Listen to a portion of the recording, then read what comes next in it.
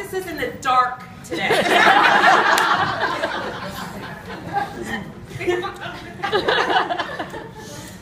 Welcome and sit back to enjoy our version of Homework How. For students, instead for your entertainment, we have a Homework How line. For teachers, my name is Dave and I will be your host for the show. So let's give a warm welcome to Homework How line for teachers, brought to you by Engage New York. Two prestigious veteran Harris Hill teachers, Judy Bauerlein and Pat McDonald. This is a live presentation, so we invite you to ask any questions about what is on your mind today. Caller 1 is online. Go ahead, caller. The teachers are ready. Thank you. Pat and Judy, my question is, how many days before the beginning of school do you need to have your bulletin board started? Doesn't matter. So long as it's ready before the beginning of the year, the day after Labor Day. It is a personal preference. Make sure your boards connect to the curriculum. It's time effective to make your bulletin board last the entire year with an overriding theme such as habits of mind. No.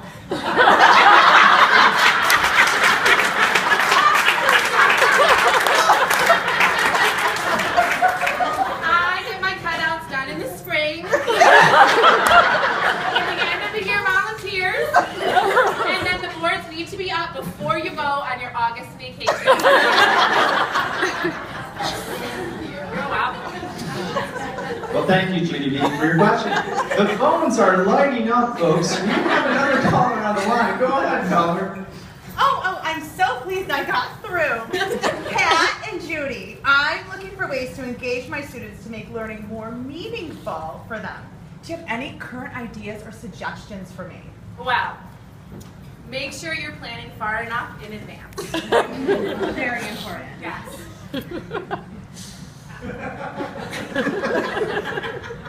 You need to have the students act it out.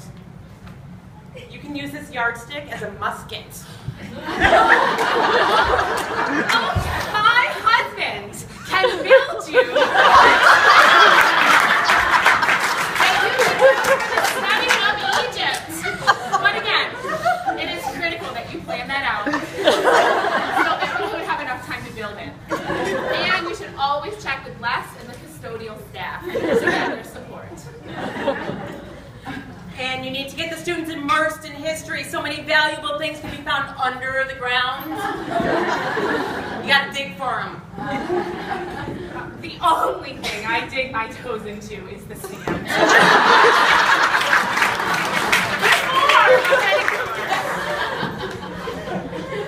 That really got the teachers thinking critically.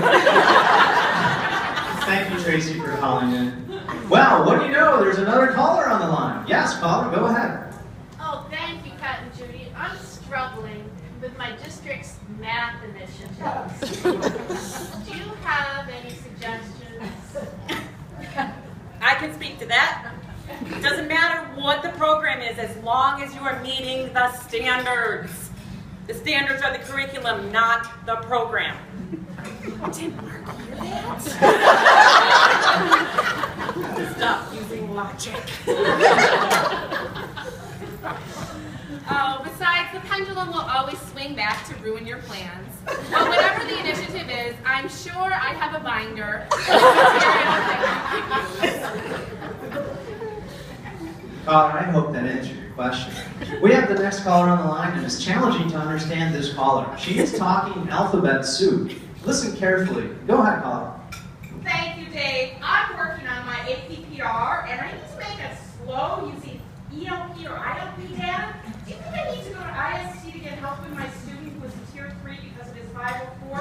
But if we're getting an IEP and CSE, so he's receiving RTI from 3 different specialists for tier 2.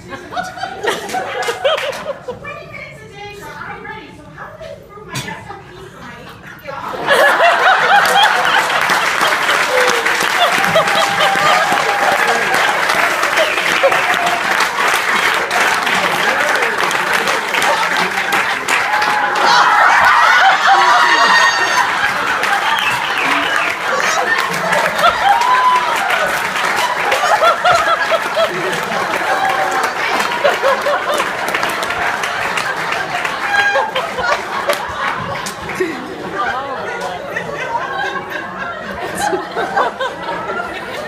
Excellent answer, Ben.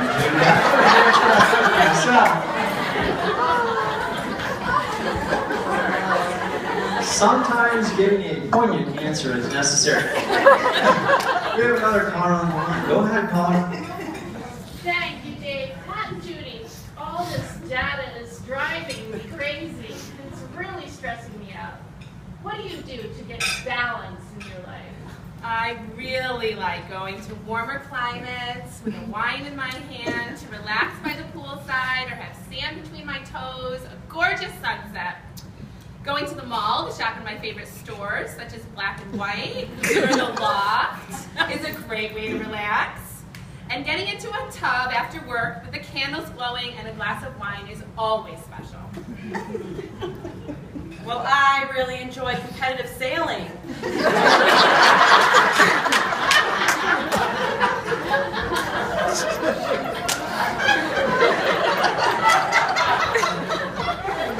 Wait, there's more.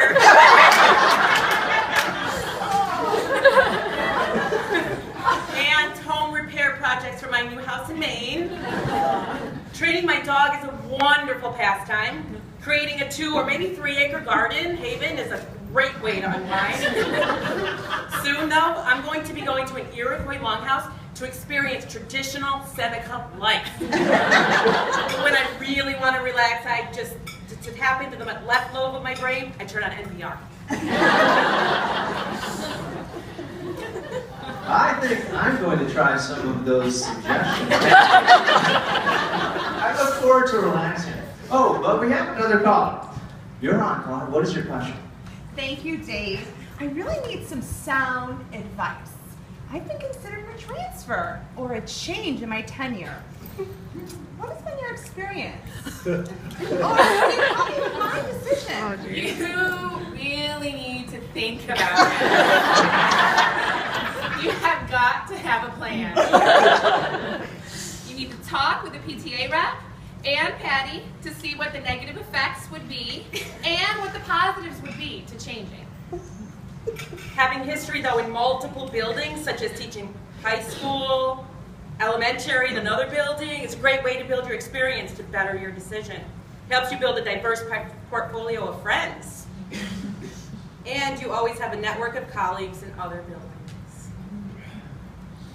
You could also try tutoring in the summer so that you could get some experience with special ed students and build relationships with students and families in the whole community. And I could check with my neighbor, the Wiccans, to see what the students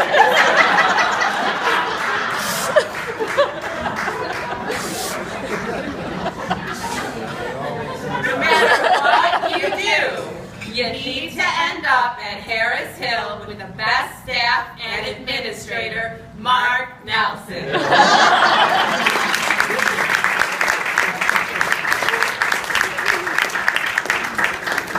That is all the time we have for today. To all the callers that call the scene, I give you a big thank you. To you, our audience, thank you for joining us for Homework Helpline for Teachers. Good luck to all of your teachers out there as you continue your voyage in the trenches. We're out.